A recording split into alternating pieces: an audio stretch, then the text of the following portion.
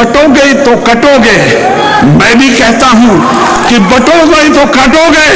ہندوؤں، مسلمانوں، سکھوں، عیسائیوں سب ایک ہو جاؤ۔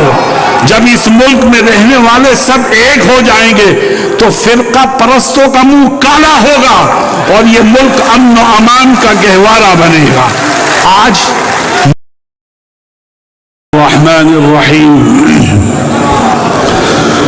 الحمد للہ رب العالمین، والصلاة والسلام على سيدنا محمد وعلى آله وصحبه أجمعين، أما بعد، أعوذ بالله من الشيطان الرجيم، بسم الله الرحمن الرحيم، ولا تهنوا ولا تحزنوا وأنتم الأعلون إن كنتم مؤمنين، صدق الله مولانا العظيم۔ حضرت صدر محترم، جمعیت علماء بہار کے ذمہ داران اور صوبے کے کونے کونے سے آئے ہوئے لوگوں، میں آپ کو اس بات کا یقین دلانا چاہتا ہوں کہ جو اللہ پر ایمان رکھتا ہے وہ کبھی حالات سے مایوس نہیں ہوا کرتا۔ تاریخ اس بات کی گواہ ہے کہ اسلام اور مسلمانوں کو مٹانے والی طاقتیں مٹتی گئیں اور اسلام آج بھی زندہ ہے، اور جب تک چاند سورج رہے گا اسلام باقی رہے گا۔ میرے دوستوں اور ساتھیوں، حالات یقیناً پریشان کن ہیں، مگر آپ کا کام حالات سے گھبرانا نہیں ہے، آپ کا کام حالات کے رخ کو موڑ دینے کا ہے۔ میرے دوستوں، مجھے یاد آیا کہ آج سے 70-80 سال پہلے کی بات، حضرت شیخ الہند مولانا محمود حسن دیوبندی رحمہ اللہ جب اپنے ساتھیوں کے ساتھ مالٹا سے چھوٹ کر ہندوستان آئے تو حضرت نے اپنے شاگردوں کو، مریدین کو، متوسلین کو جمع کیا اور یہ فرمایا کہ ابھی تک ہم آزادی کی جنگ تنہا مسلمانوں کو ساتھ لے کر کے لڑتے رہے اور انگریز لڑاؤ اور حکومت کرو کی پالیسی پر عمل کرتا رہا۔ اب ہمیں اپنے ساتھ ہندوؤں کو بھی لینا ہے، مسلمانوں کو بھی لینا ہے، سکھوں کو بھی لینا ہے، عیسائیوں کو بھی لینا ہے، اور جب سارے ہندوستانی مذہب سے اوپر اٹھ کر انگریزوں کے خلاف کمر بستہ ہو کر میدان میں آئیں گے تو اس طاقت کو یہاں سے اپنا بوریا بستر گول کرنے پر مجبور ہونا پڑے گا۔ دنیا نے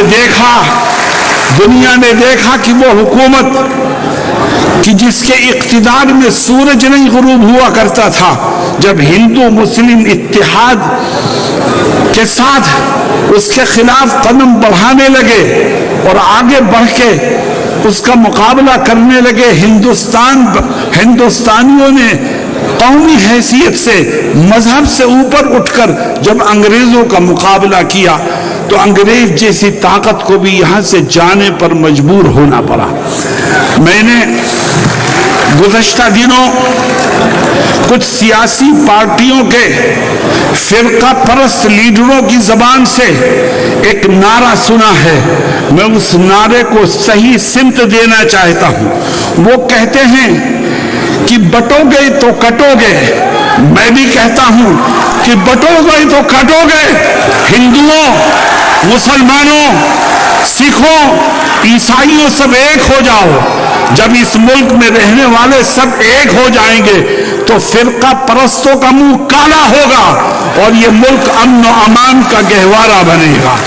آج ملک کو بانٹنے کے لیے، آج ملک کو تقسیم کرنے کے لیے نئی کوششیں ہو رہی ہیں۔ جمعیت علماء نے آپ کو آواز دی ہے، جمعیت اس ملک کی رکھوالی کرتی ہے۔ جمعیت کے بزرگوں نے اس ملک کی آزادی کے لیے وہ قربانیاں دی ہیں۔ کہ جس کی مثال دنیا کی کوئی قوم پیش نہیں کر سکتی. آج ہمارے بزرگوں کے بنائے ہوئے کانسٹیٹیوشن کو، آئین کو بدلنے کی کوشش ہو رہی ہے. یاد رکھو، جب تک اس ملک کا سیکولر آئین باقی رہے گا اس وقت تک یہ ملک متحد رہے گا، اور جب ملک کا سیکولر آئین ختم ہو جائے گا تو یہ ملک بھی ٹکڑوں میں تقسیم ہو جائے گا.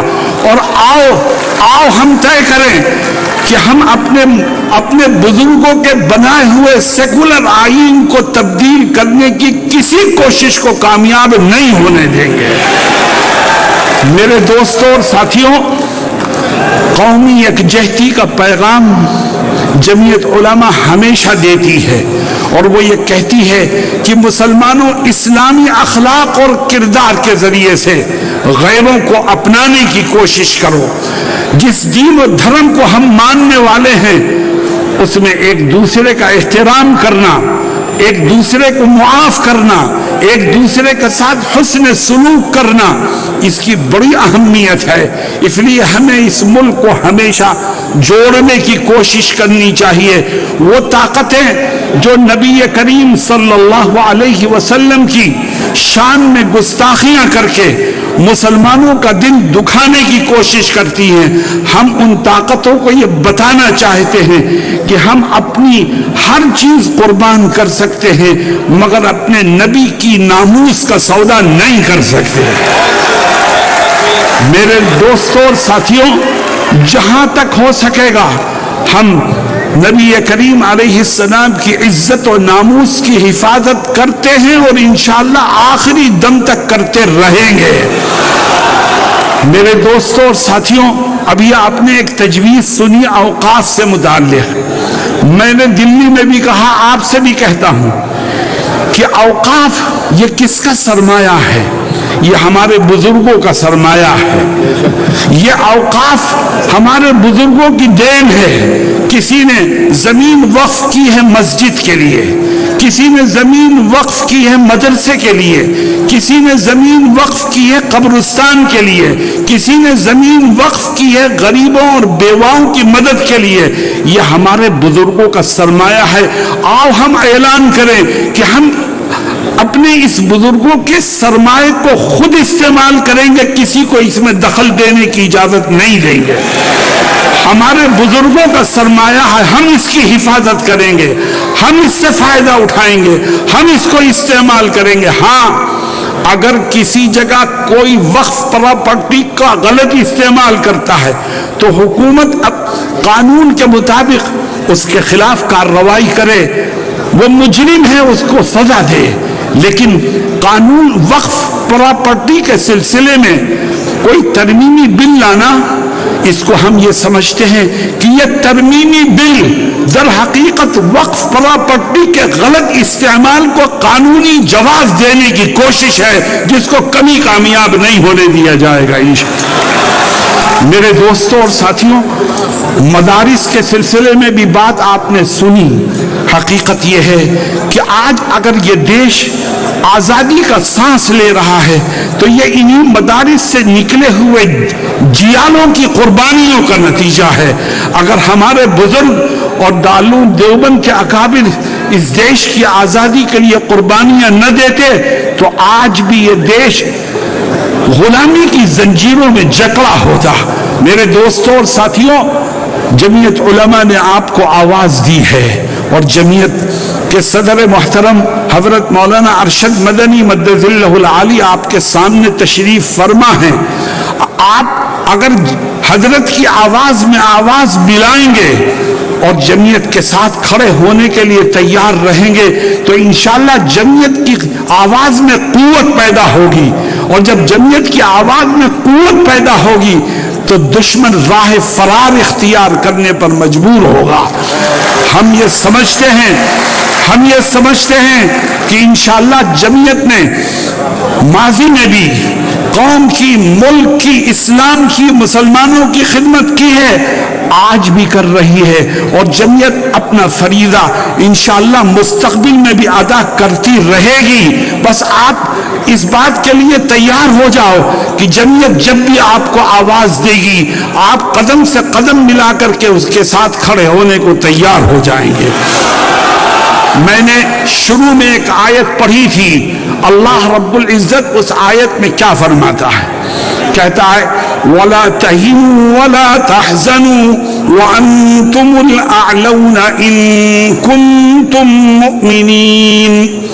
اللہ کہتا ہے حالات سے پریشان مت ہو، گھبراؤ مت، غم اور دکھ میں مبتلا مت ہو، تمہارا رب تم سے وعدہ کرتا ہے، زمین و آسمان کا مالک وعدہ کرتا ہے، کہتا ہے میں سربلندی تمہیں کو عطا کروں گا، کامیابی تمہارے ہی قدموں کو چومے گی، دشمن تمہارے سامنے جھکنے پر مجبور ہو جائے گا، بس تم ایک کام کر لو۔ اے اللہ وہ کام کیا ہے؟ فرماتا ہے تم پکے سچے مومن بنو، میں دشمنوں کو تمہارے سامنے جھکنے پر مجبور کر دوں گا۔ تم مضبوطی سے ایمان کے دامن کو تھامو، اللہ رب العزت کامیابی کے راستے تمہارے لیے غیب سے کھولتا چلا جائے گا۔ جمعیت علماء یہ علماء کرام کی جماعت ہے، اور یاد رکھیے علماء جب کوئی بات کہیں آپ سے تو اس میں مذہب کی، قرآن کی اور حدیث کی تشریحات موجود ہوا کرتی ہیں جس کو نظر انداز نہیں کیا جا سکتا۔